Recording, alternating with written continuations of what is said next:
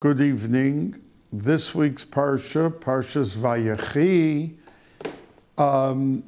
The obvious question, why would we name the Parsha Vayechi when it only deals with the Petira of Yaakov and at the end of the Sedra, Yosef? And we call it Vayechi, and he lived. So the Zohar HaKadosh discusses the fact that Yaakov Avinu, when he heard that Yosef was alive, as I mentioned to you last week, he proclaimed that 86 Chelkei Kedusha still were not retrieved and had its tikkun. Yosef did 202 of the 288. But the last 86, Yaakov Avinu had to come down to Mitzrayim. And that's what the Pasuk says, Vayechi Yaakov be'eretz Mitzrayim.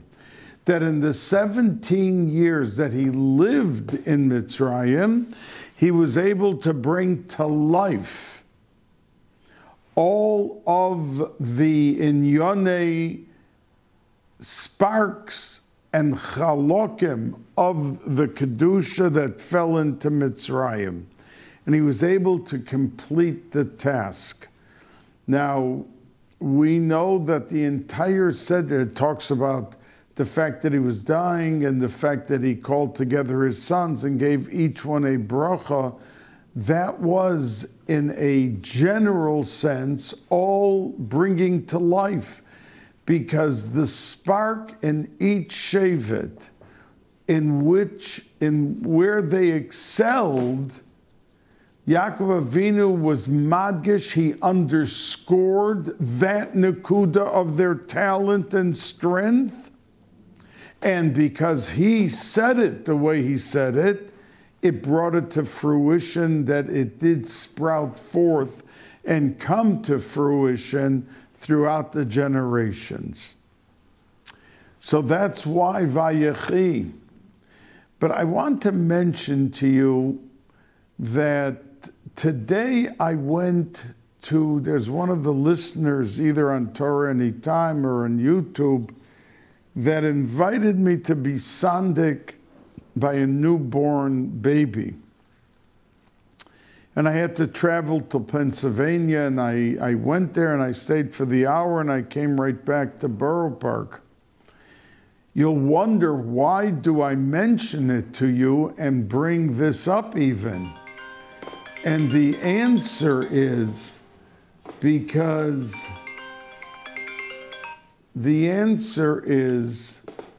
that Sandakaos is learned out from this Sedra, Vayechi.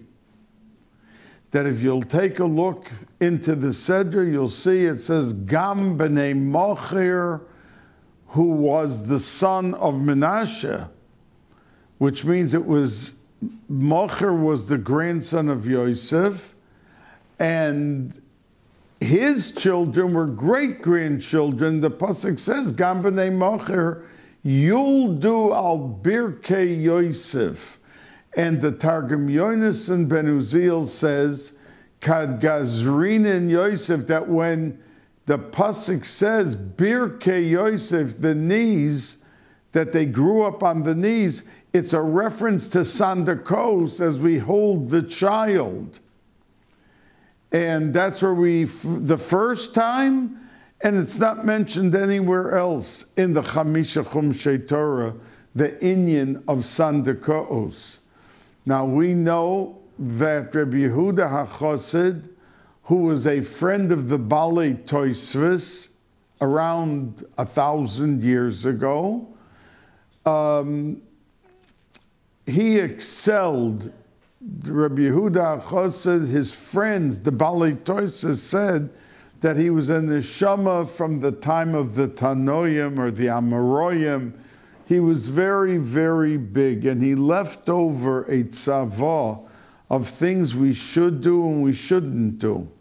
One thing that he mentions is that by Sandakaos, in one family you should not take twice. which means that if somebody gave birth to a baby boy and they were mechabed someone, a zayda, or the father, the grandfather of the child, or an elta zayda, whoever they were mechabed, they should not, if he gives birth, his wife gives birth in the future to a second or third boy, should not give it to the same person. Now there was a question like this asked to the Noida B'Yehuda, and in his time the Noida B'Yehuda was considered like the Poisek Hador, and someone wrote him a letter that my wife just gave birth, and I know it's going to take 2 days till my letter gets to the Rav, to you, but I am hopeful that you'll be able to send me back a tshuva before the 8th day. And he asked him that question, that I gave someone sandakos, and now my wife gave birth to a second son. Am I allowed to give the sandakos to that same person? Now he answered with a very strong, sharp answer that I don't get involved in these esoteric questions. I stick to the Gemara, the Mishnah, to the Gemara, and to the Poskim in Shulchan Aruch. He lived roughly 230 years ago, 240 years ago. And after he gave out this tshuva, so in other words, he was basically telling him that he even said in his letter, you see that by Rabbonim and Rosh Yeshiva, they give it a second time. They sometimes in one family give it 5 times. But, so he didn't see any problem. But the Chassam Sofer then wrote a very fiery answer to the letter of the Noida B'Yehuda, that the Rav or the Rosh Yeshiva who may get it a second or third time is because they're like the Kohen Gadol. I mean, what is Sandakos? It says that just like Sandakos, just like the Kohen Gadol was makter the Ketoris, but he didn't do it every day because he wanted to be mechaber another Kohen. And there was a tremendous segula in it to get rich.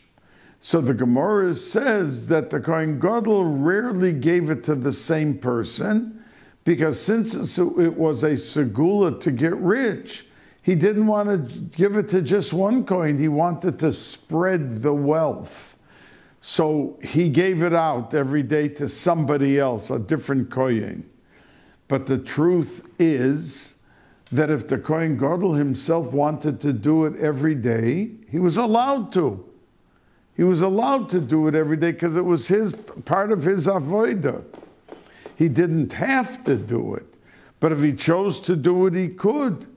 And these Rabbonim, or these Rosh Yeshiva who get Sandakos more than once, is because they have like a din of a Kohen Gadol that they could do things more than once.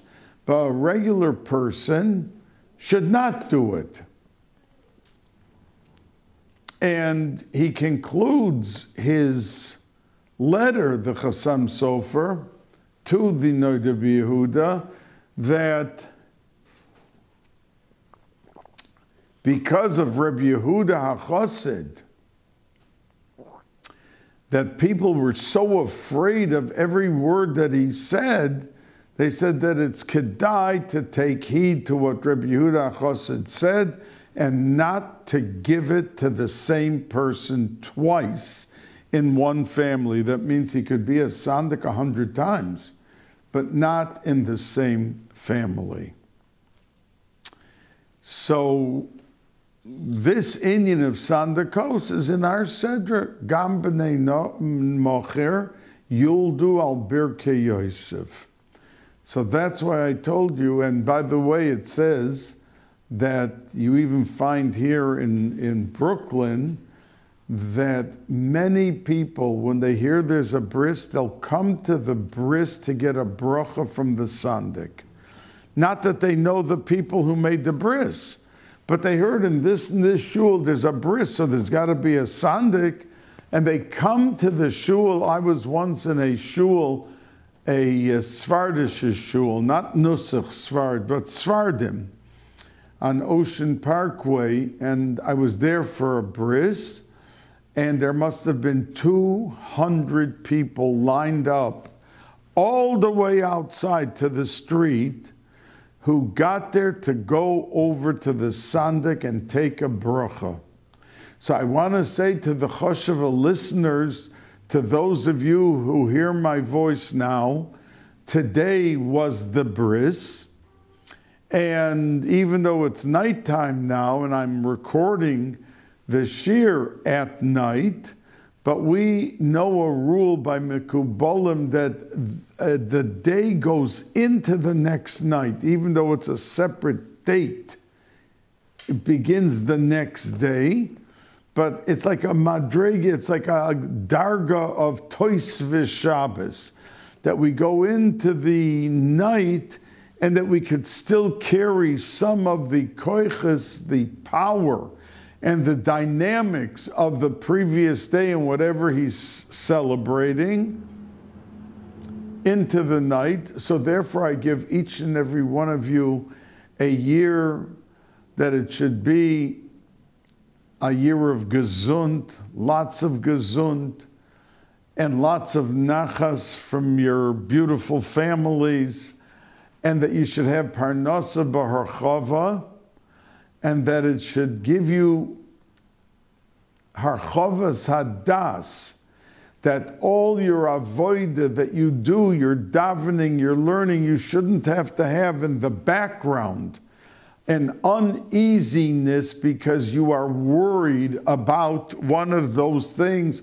or somebody that needs children, that there should be tremendous power in your avoida to bring about having the schos of children and to bring them up and to have them continue the golden chain. So that's the reason I told you this story today but I would have talked about Sandakos anyway, because that is from our parsha, and that is the tremendous, tremendous segula. And I know somebody that used to pay $2,000 to be the sandik at a bris.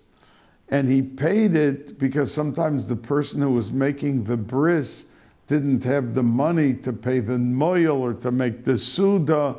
So he took up the offer and was sandik. And he always made a condition, of course, that if there's a zayder, someone he doesn't want it, he doesn't want to take away something that would be rightfully given to the oldest in the family or someone. But, you find it by a lot of Balei Tshuva that they're not close to their parents, that they could ask them for the money, or they themselves don't have enough money. So, but the Indian of Sandakos is tremendous. And, if somebody is an avalo, alenu lo alechem, and comes to shul, we say tachnun. He doesn't say tachnun. But if someone is a sandik, it patters up the entire shul.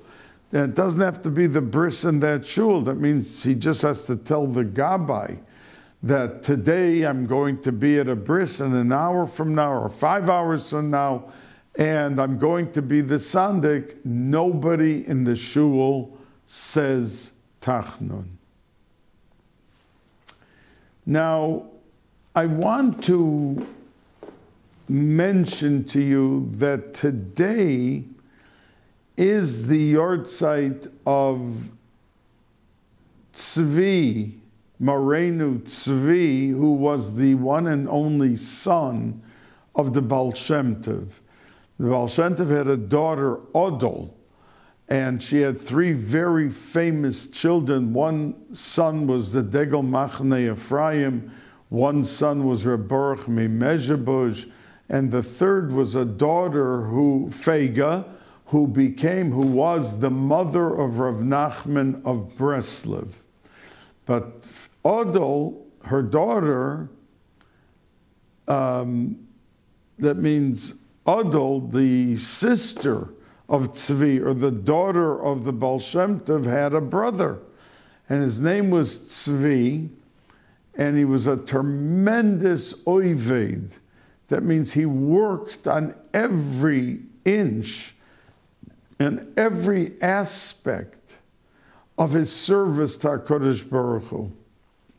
Now he married, today was his yahrzeit, Zechuso Yogein Aleinu.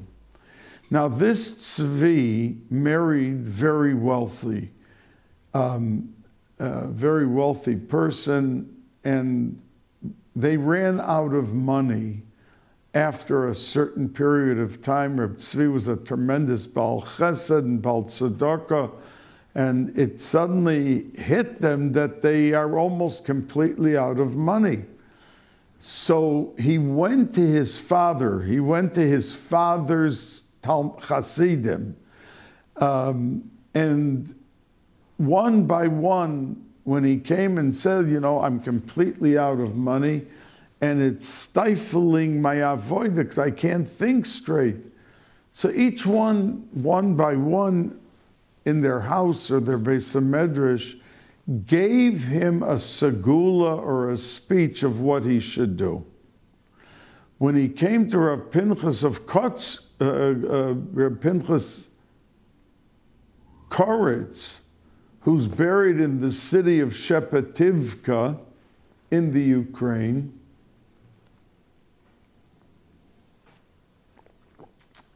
when he walked through the door, Rav Pinchas of Koritz took a look at his face and said, I want to ask you a question. Are you able to stay here in my house for 2 days? And Tzvi answered and said, yes, I could. And Rav Pinchas got up and left. And Tzvi stayed in this house for the 2 days. At the end of 2 days, Rav Pinchas of Koritz came back to his house, and he was carrying 2 gigantic sacks of money, silver coins, gold coins, all different currencies.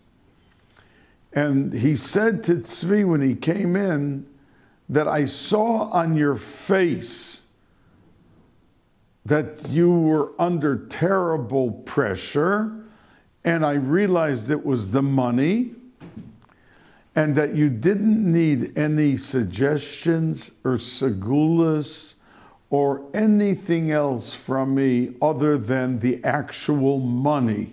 So when I saw your face, I right away asked you, could you sit here for 2 days? And I went out to Hasidim and to others and came back with a large chunk of money for you. Hopefully this will help you, and you will get back into a frame of existence that you can do your avodas Hashem properly and happily with simcha. And the third and last thing that I want to say to you before I begin with our parsha is that this Friday is Asara B'Teves. Now, Tisha B'Av is really a bigger day than Asar B'Teves. I mean, we have Tisha B'Av 24 hours. We fast not just Asar B'Teves is probably the smallest or shortest fast day that we begin sometime in the morning, like 5 o'clock, and then we end the fast around 5:30. So it's really the shortest and simplest of most, not all. It's definitely bigger than Tanas Esther and Som Gedalia, but it's not bigger than Shivos or Batamis or Tisha B'Av, or Yom Kippur. And if, let's say, Purim falls out on Sunday, Tanis Esther, which is traditionally the day before Purim, the day before Sunday is Shabbos. You can't fast on Shabbos. So we bring it back to Thursday because you're not supposed to fast on Friday going into Shabbos. But there are two exceptions, Yom Kippur and Asara B'Teves. And indeed, this Friday, Klal Yisrael will fast Friday and break their fast by Kiddush Friday night when you're allowed to eat. Why are those two the exception?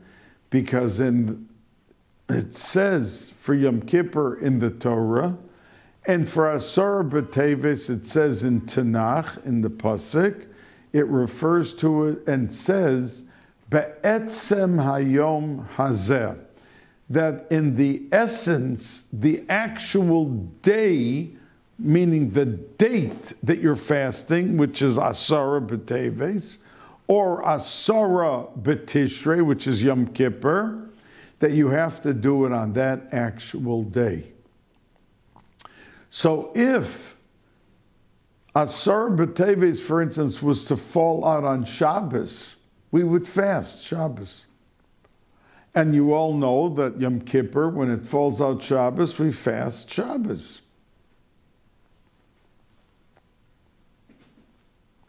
Because of the word Be'etzem Hayom Hazeh. And that's the reason that we fast Friday. But any other fast that would fall out on Friday, we wouldn't fast on Friday. Like I said to you on Purim, we have Purim Sunday, but the fasting is not pulled back to Friday, but pulled back to Thursday. And that's because it doesn't say by Purim, Be'etzem Hayom Hazeh, by Tanis Esther. But by Asara B'Teves and by Yom Kippur, those are the only two fast days that if it were to fall out. Now, Yom Kippur falls out many times on Shabbos. But Asara B'Teves cannot fall out Shabbos, because if it ever fell out on Shabbos, then that would open the horizon to have Hoshana Rabbah on Shabbos. And we know that our whole calendar is set up to make sure that Hoshana Rabbah never falls out Shabbos, because then those 5 aravos that we take and bang 5 times on the floor would be muksa, and you wouldn't be able to do it. So that's so important, the banging on the floor the 5 times on Hoshana Rabbah, which is the chasima from 98% of Klal Yisrael, for what their destiny will be for the entire year, that's the reason that Asara B'Teves, if it were to fall out, we would fast Shabbos, because it says Be'etzem. But since the calendar of Asara B'Teves would fall out Shabbos, then there would be some years that we couldn't take the actual aravos and bang it 5 times on the floor, because it's muksa. So to make sure it doesn't come out Shabbos, Asara B'Teves could never come out on Shabbos. So now I want to delve a little bit into the parsha of the Petira of Yaakov Avinu. We know that he gave brachas to each and every one of his children, except Shimon and Levi. It means Shimon and Levi, he just chastised them. V'soidem al tovo nafshi, by Koirach, when you mention all the names and it leads back to me, don't mention my name, don't schlep me into that mud. I don't want my name because it says in the Pasuk, Vayikach Korach ben Yitzhar ben Kahos ben Levi. Now, if it continued one more generation, ben Levi ben Yaakov, that's what it would have said that. But he didn't want. He said, Besoidem al tavo nafshi, don't schlep me into that mud of that whole story of Korach. But we don't find like a distinct bracha that they got with a chelek. They didn't get any land in Eretz Yisrael. They had to live. Yehuda gave a chunk of his land so that Shimon's tribe would have a place to be, but they didn't get a chalukah from HaKadosh Baruch Hu, and that it was divided up al pi tzivui to include them, and by Levi it didn't either. It didn't. Levi had to have the Orei HaLeviim. They had 42 cities, plus the 6 Orei Miklat was 48. And if there was someone who killed unintentionally, he was able to run and be in one of those cities that the Goyal Adam, the family of the person who was murdered unintentionally, could not come in and kill them. But if they were walking around on the street outside, on the sidewalk, let's say, then the Goyal Adam, the family, could go up to him and kill him.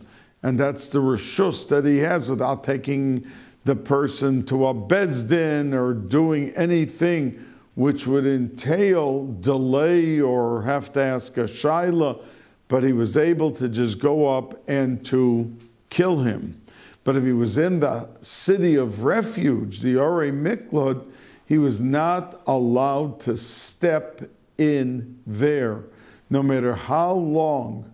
And the person who killed unintentionally was able to leave the city only after the Kohen Gadol died. And if he was in for 3 days and the Kohen Gadol died, he was able to go back home. And you may ask me, well, if there was such anger and everything that happened to the family of the murdered man, why, if the Kohen Gadol died, could he go back home and there was no more problem? He wasn't allowed to kill him. He wasn't allowed to. Maybe he was still burning angry. Now, sometimes the Kohen Gadol died 40 years later, but sometimes he died a month later. We don't know when he was going to die. And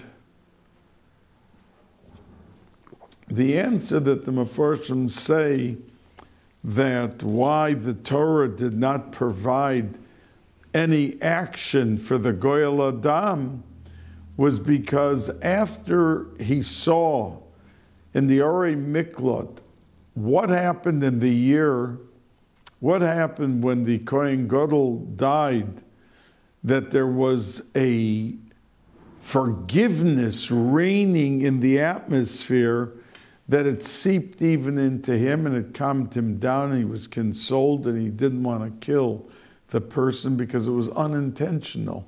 He didn't kill him purposely. It was something which happened. He thought it was in a forest, and he thought that was a bird in the bush, and he shot the arrow and he killed someone who was inside the bush. So the question is that by each bracha, it was Yaakov Avinu gave individual brachas, one by one, and he underscored and stressed the talent and the ability of that son, that it should come out to full flourish. And if it didn't come out to full flourish, this was something that the person was doing. In other words, one of the grandchildren of that Shaver's son, that was causing the bracha not to flow freely. Now, we find a little bit of a contradiction, because if the brachas were designed by what Yaakov with his Ruach HaKodesh understood was the strength of that Shevet, that son, why does it have to open up the Parsha that Heyosfu v'yagida lachem eis asher yikra eschem bi'achris hayomim? That why should it have to say a collective statement if it was supposed to be an individual bracha? That opening pasuk makes it sound there was an umbrella and it was something, a bracha, to go to all of them, like a public bracha. And that's what Heyasu means, gathered together, v'yagida lochem, and I will show you. V'yagida means either I will tell you, or it could mean v'yagida loshen ogud, that like a lulav has to be ogud. You can't have the hadassim here and the aravos there. It's got to be put together. So the taich that heyasu gathered together and be united, and eis asher yikra could mean mayokar chazdecha, how valuable, or it could be something that just happens. And over here, everyone translates it to mean that yikra from a lashon of yokar, from valuable, mayokar chazdecha Hashem, how valuable is your chesed HaKadosh Baruch Hu, cherished and valuable. So this person,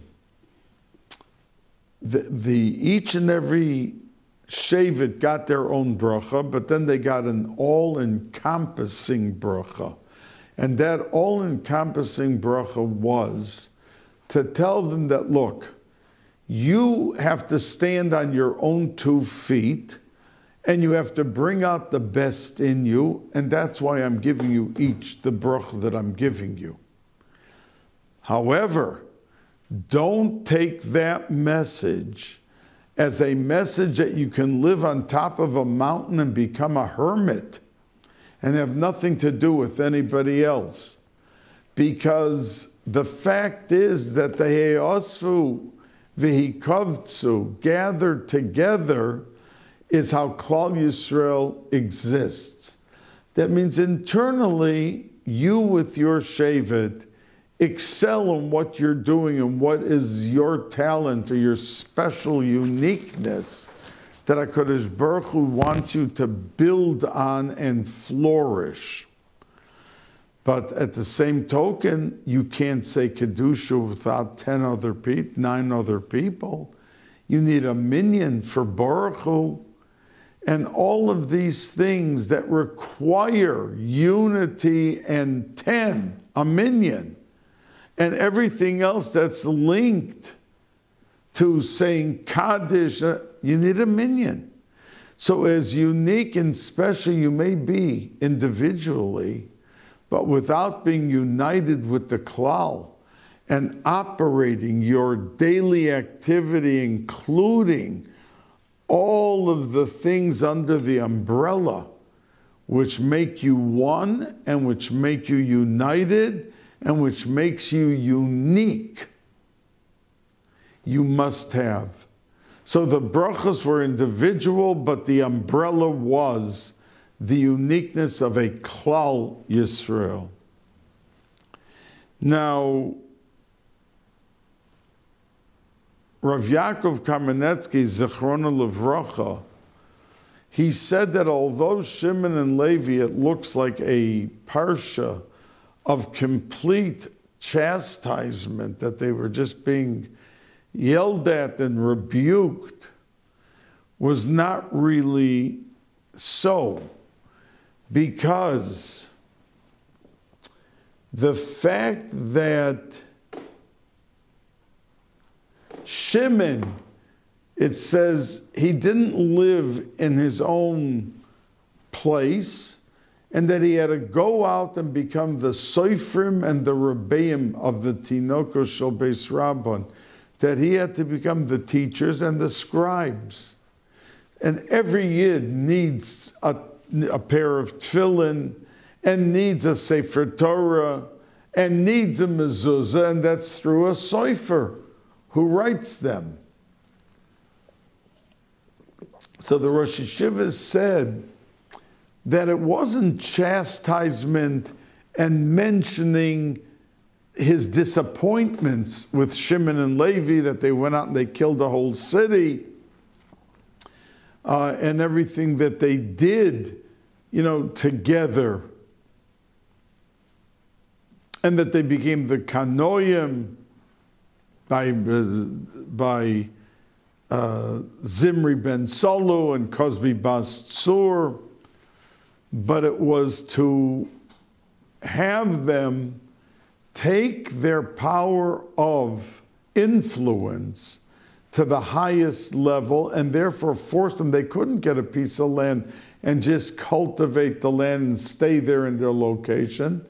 For their survival, they had to go out. Shimon had to go out. He became the Sofrim, and he became the Rebbeim of all of Klal Yisrael. And Levi had to be Machzer al Agronos, that he had to go out for the Truma and Meiser, that he had to be able to get from Klal Yisrael the Trumas and Meisers, and they had to go to all of their different brethren, different Shivtei Kah, to be able to gather it and to be Mizares, to encourage and to implore Klal Yisrael to give Trumas and Meisers, which is not just the Dioraisa, but the Hashpah from those things, that when they would come to collect it, they had to be prepared and give it to the Levi that came to visit them. So Yaakov Avinu, said the Rosh Yeshiva, wanted that their exceptionalism should come forth. But it should be in a way that it has to be elicited from each and every shevet by going around. So although it looks like he punished them, that they didn't get their own land, but he gave them brachas, which much of it sounds like chastisement, but the chelik of the actual bracha, and it was not to run around and therefore you're being mistreated, but that is your uniqueness to bring out the tefillin, the mezuzahs, the sifrei Torah, the maestras, which Klal Yisrael may be very lax with, to bring it out to its fullest extent. So said the Rosh Yeshiva in explaining that Shimon and Levi also got brachos, but it was like masqueraded with the disappointment and everything else that was there. Now, Yaakov Avinu said, Hamalach Hagoel Osi, we all know that special bracha, but he began, before he said Hamalach Hagoel Osi, he said Elokim Haroya Osi. That means Yivarech es Hanaorim Vikori Bahem Shemi V'Shem Avosai. That he said, Yaakov Avinu referred to Elokim, but by the bracha that Yaakov gave, he said a malach. In other words, HaKadosh Baruch Hu is bigger than all the malachim. So why did he begin off talking about Ho'elokim, HaKadosh Baruch Hu, and then he shifted gears down to Hamalach? And we give that bracha out to our children. Some do it every Friday night. Some people do it every Rosh Hashanah by night. Some do it only Erev Yom Kippur. Different minhagim. But those are the words. Hamalach HaGoel Osi, and Yevorech Es Hanarim Yikorei Bahem Shemi V'Shem Avosai V'Yidgu Larov B'Kerev Ha'aretz. So, a few points. The first question is, why, which became eternal, the bracha for all of Klal Yisrael to give to their children, their grandchildren, their great-grandchildren, why in the world did Yaakov Avinu skip over Reuven, Shimon? I mean, look at Levi, Kahuna, or Yehuda, Malchus. But he took the two grandchildren, that this should be the cementing symbol of the everlasting bracha given father to son and to grandson and to everyone, exemplifying Ephraim and Manasseh. But the Meforshim explain that Yaakov Avinu understood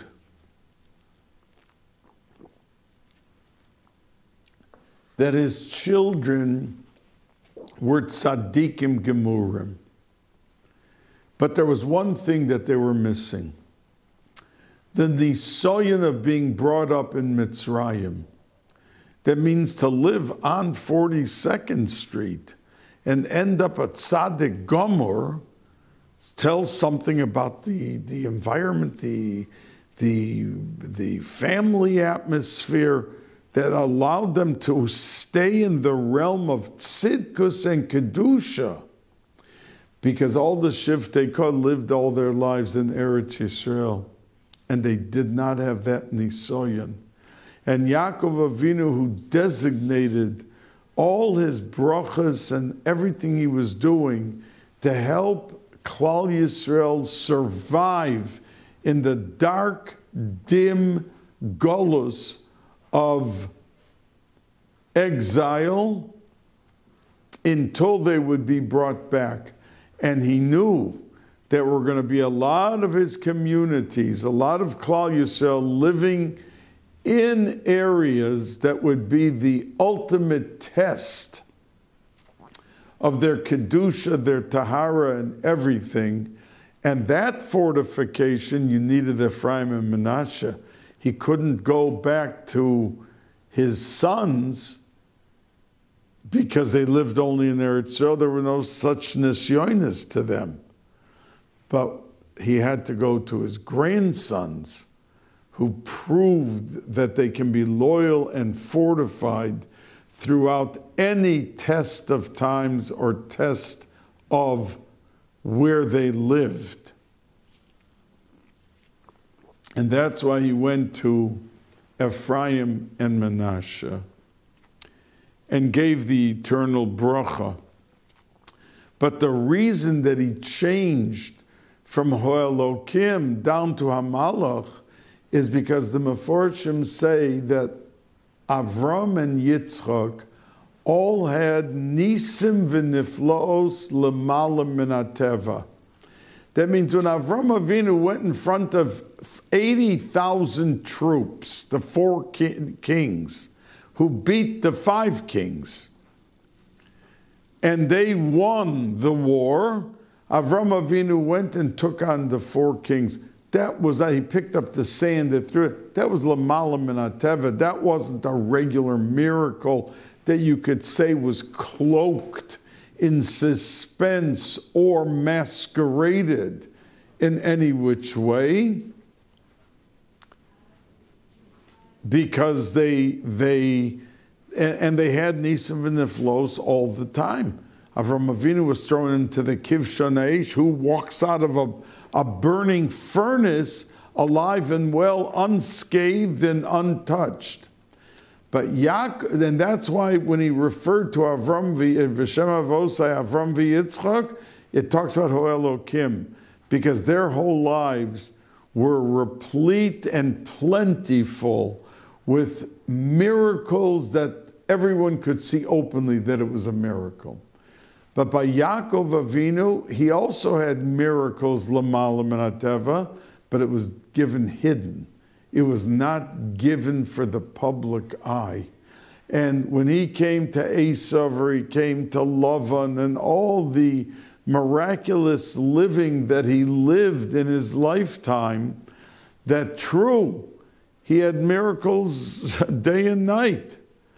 But somebody watching the scene could not say that I saw an open miracle happening right before my eyes. And that's why it says, Ho Elokim, when he's talking in the two psukim there about Avram and Yitzchak, HaKadosh Baruch Hu himself. But the Malach who gets its koyach from HaKadosh Baruch Hu, but it's not openly HaKadosh Baruch Hu, it's the Malach, that is the word that he chose to use because he didn't have Nisim v'niflaos openly and publicly like the others did. Now, if you take a look into the Sefer Torah, the name of the Sedra is Vayechi, and it's the first word in the Pasuk, Vayechi. But if you look in the Sefer Torah, it's the only place that a new Sedra begins, and there is no space in between the last word of Vayigash and the first word Vayechi of Vayechi. It's the only Sedra. It's sasum. It's closed. So when the Baal Korah begins, he wants to show the person who has the Aliyah where the place is. He has to look for the spot that it is sasum. There is not room for one letter between the ending of the last Sedra and the beginning of this Sedra. And why is that? Because the backbone of Yaakov Avinu, as I've said to you many, many times, is he represents the Golus. Avram Avinu was Shacharis, Yitzchak Avinu was Mincha, but nightfall, darkness, Golus is Yaakov Avinu. And now in this Sedra, he's about to depart and be Nifter. So the Torah wants to tell you you're coming into the last Parsha of Yaakov Avinu. And he's going to be Nifter in this Parsha. And you should know that it's Sosum. Because Yaakov Avinu, his whole life, worried about what's going to be with his generations. What's going to be with Yidden? How will they survive the Golus? And he mapped out itinerary and positions and timing that they should be able to dodge through the bullets and bypass all the difficulties. They had difficulties, and every generation of Yidden suffered one way or another, and wiping out the slate clean, that when Mashiach comes, there are no more cheshbonis, there's no more accountability, that through the pain and suffering of different events throughout our history for the last 3,500, 4,000 years, that we're coming in with a clean slate, and that there's nothing that has to be addressed before we can bask in the glory and luster of Yemos HaMashiach. And that's the reason why it is Sosum.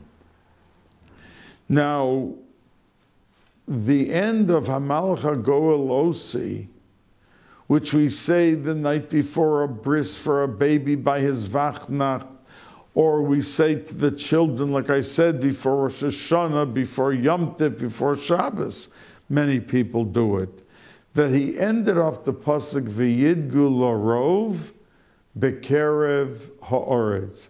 And you should be like the fish. multiply and multiply in the world, in the land. Why did he specifically mention fish? So the Meforshim say that fish, besides, like I told you from the Arizal on occasion, that any tzaddik that has to come back to this world, like the Baal Shem Tov, who wasn't just ran into, but it was Min HaShamayim, to a Rav that was a tremendous Talmud Chacham. And he was elderly. He was in his 80s. And during the conversation, the Baal Shem Tov told him that you're in trouble because all the Chidushei Torah that you were saying were feeding. It was feeding the Chitzonim and the Mechablim and the troublemakers who stand up because you were not doing it to give a nachas ruach, a pleasant nachas to our Kodesh Baruch Hu. You were doing it because you wanted the 1,000 people in the hall to walk away. Wow, what a drasha. He outdid himself, excelled in scholarship above and beyond belief. So the Baal Shem Tov told him that you should know with all the Torah that you have learned, you were not zoiche yet to end up in Olam Haba. You'd have to stand outside Olam Haba. So the Rav cried, and the Baal Shem Tov then took him under his wing and taught him how to do Torah Lishma for the sake of the Torah and not for the sake of his own glory or ego. But those tzaddikim who lived beautiful lives, but there was something missing, they come back as Gilgulim, that they are reincarnated into fish. That's why we eat so much fish on Shabbos and Yom Tov, that it's always a staple in our eating, L'Koved Shabbos or L'Koved Yom Tov. And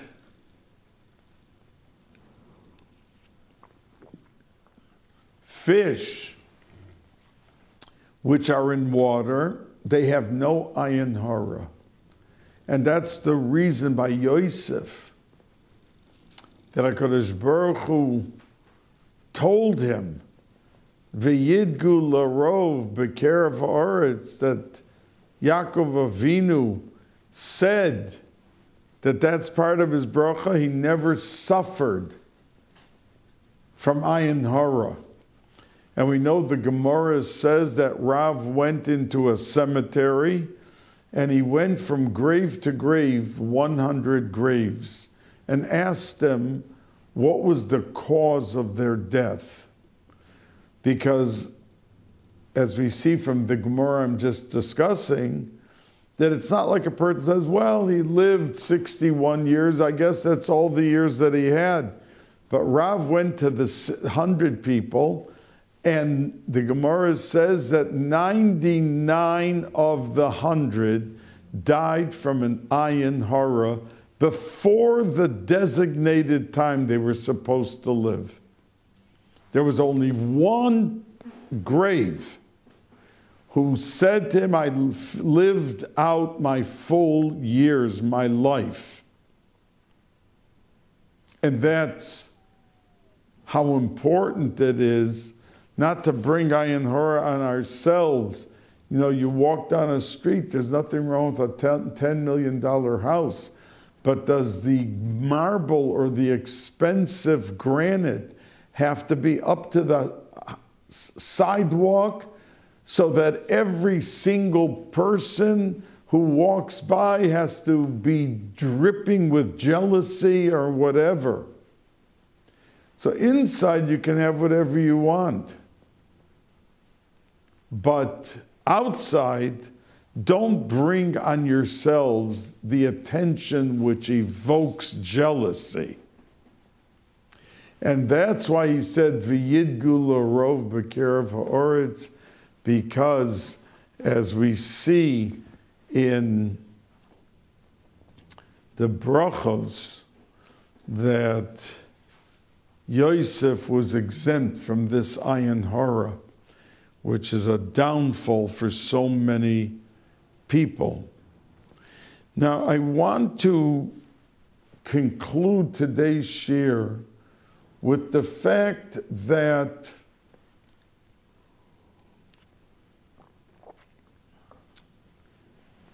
Yaakov Avinu was nifter, and his sons brought him back to Hebron. But he was in the Oren, and because when they showed up with Yaakov Avinu to bury him, his brother Esav was there, and he said, "What are you doing?" And they said, "We're here to bury our father."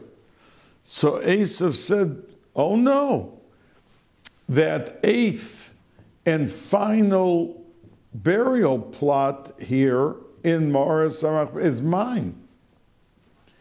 So the boys, the Shiftei Korah, answered their uncle Esav and said, "You sold it." So he said, "Show me any documentation."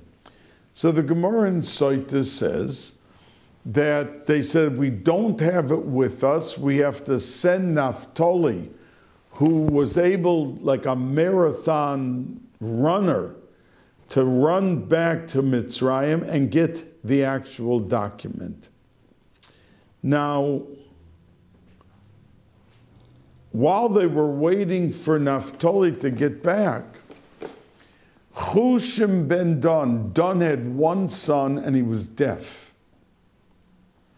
stepped forward and he said to his uncles and to everyone there, "What's going on? Why aren't we burying Yaakov, my grandfather?" And someone somehow communicated with him and told him, "It's Esav. Esav here is demanding proof, and we sent back Naphtali, but he's not back yet." So Chushim said, "That's the reason that my grandfather is lying here. Bibizoyon, insult to injury, that he is being not properly accorded the kavod that he deserves." And he took a club and he killed Esav, and his head rolled into Ma'aras HaMachpelah. We know that Al Pi Kabbalah, there's other reasons. Esav in Shoirish was bigger than Yaakov, and that's why Yitzchak never gave up on him to give him the brachos, and that by destiny his head had to end up in Ma'aras HaMachpelah. And this is how it ended up. And what I just said to you was half a page in the Gemara in Soita. Asked Reb Chaim Shmuelevitz, the Mirror Rosh Yeshiva Zecher Tzadik Livrocha, why was it that it took Chushem to bring the story to an end? I mean, here was a disabled grandson. He couldn't hear at all. And when he found out, he brought the climax, he brought the end of the story about immediately. So we know that there's the Koisel HaMaravi, which means the western wall of the Beis HaMikdash. But there's also the Koisel Droimi, which means the southern wall. Now, the southern wall are the steps that bring a Yid into the Beis HaMikdash, that side of the Beis HaMikdash, into the Azorah. And when they built those long stairs to get in, every level of stair was a different shape and a different size. So it wasn't like everything was uniform, like when we go up to on a group of stairs, we could just run up or run down. But as the people were coming into the Beis HaMikdash, they had to watch their step. Because if you went up this step, that didn't mean that the very next spot in front of you was another step. And you could have tripped and you could have gotten hurt. So they had to give, the Gemara says, careful care to how they walked up these stairs on the southern wall to get into the Beis HaMikdash. And the reason that this was done was because if it would be so many stairs to walk up, and it would all be uniform, the same step one after the other, the people would start losing their trembling of walking into the Beis HaMikdash. They would just start walking and forget about the walking. But the fact that it was not uniform, they had to keep their attention where they were going and maintain that level of fear and uniqueness about Yiras HaMikdash, about having the proper frame of mind and fear and honor for where they were going. Says Rav Shmuel Levitz that the brothers were standing there for hours and they were talking, and their father's kavod was not still at the same level that it was when they first got there. Okay, we're here, we arrived, and we have to bury our father. Up comes Esav and says, oh no, you're not going in there. And that's why. But why was it Chushim? Why didn't another brother say, listen, we're not going to deal with this now, we outnumber you? Or do something that they didn't have to wait to the frustration of Chushim. So Rav Shmuel Levitz says because he was deaf. So he didn't hear any of the conversations going on. And he didn't lose that zest and zeal of having the proper attitude to the burial of his grandfather.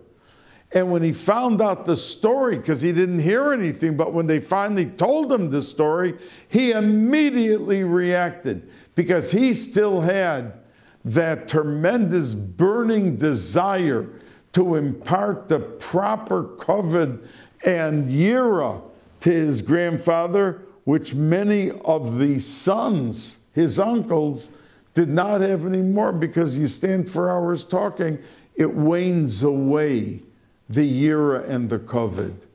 We should be able to maintain the uniqueness of the opportunities HaKadosh Baruch Hu sends us, and that we are able to, like Yaakov Avinu wanted, to bring out the specific nekuda of talent and strength of each and every one of the Shivtei Kah, and that to be able to exercise in our lives, set the target of what we want in life. Does it mean to impart HaKadosh Baruch Hu's Kedusha and Torah and mitzvahs?